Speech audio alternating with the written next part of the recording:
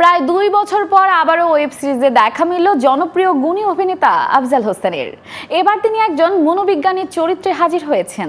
এ উপলক্ষে রাজধানীর একটি রেস্টুরেন্টে ঘরোয়া পরিবেশে প্রেস শোয়ের আয়োজন করা হয়। সেখানে উপস্থিত ছিল আমাদের ভিজুয়াল টিম। বিস্তারিত জানবো এবারে। আমাকে মেরে ফেললে আপনার কোনো লাভ নেই।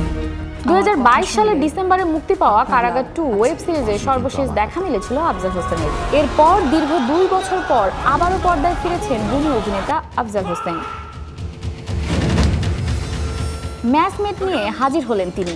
পলাশ পুরকায়স্থর ম্যাচমেট উপন্যাস অবলম্বনে একই নামে সিরিজটি বানিয়েছেন জন মিল্টন। গত 13 নভেম্বর সিরিজটি মুক্তি পেয়েছে ওটিটি প্ল্যাটফর্ম বঙ্গতে। এই গল্পটা আসলে সাইকোলজিক্যাল থ্রিলার। তো এখানে একজন কি বলবো, যে আমি যদি এক লাইনে বলি যে পরিশেষে একজন শখের মনোবিজ্ঞানীকে উদ্ধার করাটার কি বলবো যে একটা উদ্দেশ্য এখানে আছে। আফজাল হোসেন স্যারের জন্য আমরা প্রায় অনেক দিনই ওয়েট করেছি। তার ক্যাজুয়াল ছিল না, পরবর্তীকালে আমরা তার জন্য ওয়েট করতে করতে একটা টাইম পাই। মানে আমি যেটা বলতে চাচ্ছিলাম যে আমার একদম যে চরিত্রগুলো যায় তার জন্য আমি ওয়েট করতেও রাজি থাকি। আছে গল্পের ভিতরে অনেক কিছু আছে, দর্শক যখন দেখবেন তখন আস্তে আস্তে আমি তো শুধু জার্নি শুরু করলাম।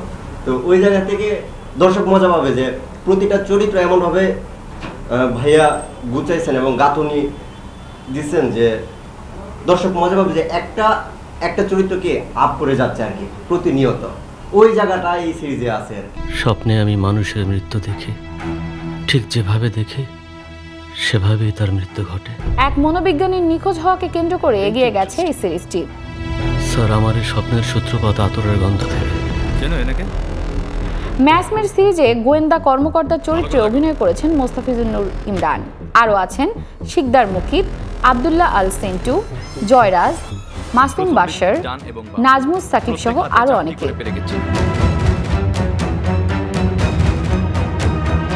খুনের প্যাটার্নগুলি দেখে মনে হচ্ছে খুনি একজন মানসিক বিকারগ্রস্ত এবং সাইকোপ্যাথ।